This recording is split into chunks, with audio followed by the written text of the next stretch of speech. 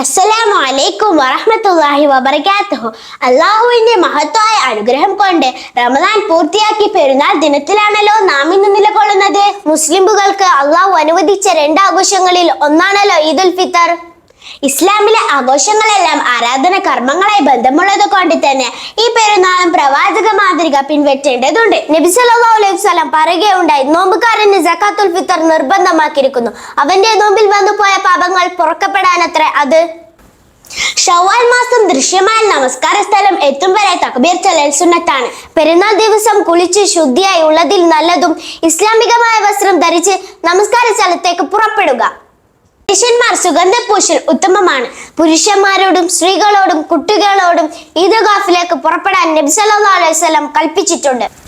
ഈദ്ഗാഹിലേക്ക് പോകുമ്പോഴും തിരിച്ചു വരുമ്പോഴും വ്യത്യസ്ത വഴിയിലൂടെ ആവലും നമസ്കാരത്തിന് മുമ്പ് ഭക്ഷണം കഴിക്കൽ പ്രവാചക ചര്യയിൽപ്പെട്ടതാണ്. 2 റക്അത്ത് പെരുന്നാൾ നമസ്കരിക്കലും ഖുതുബ ശ്രദ്ധിച്ച് കേൾക്കലും ശേഷം കൂട്ടുകുടുംബങ്ങളെയും സ്നേഹിതന്മാരെയും സന്ദർശിച്ച് അവരുമായി സന്തോഷം പങ്കിടലും പ്രവാചക ചര്യയാണ്.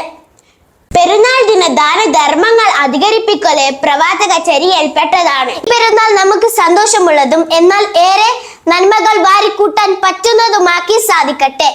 എല്ലാവർക്കും കാനങ്ങാട് സെൽഫി മദ്രസയുടെ ഈദ് മുബാറക്.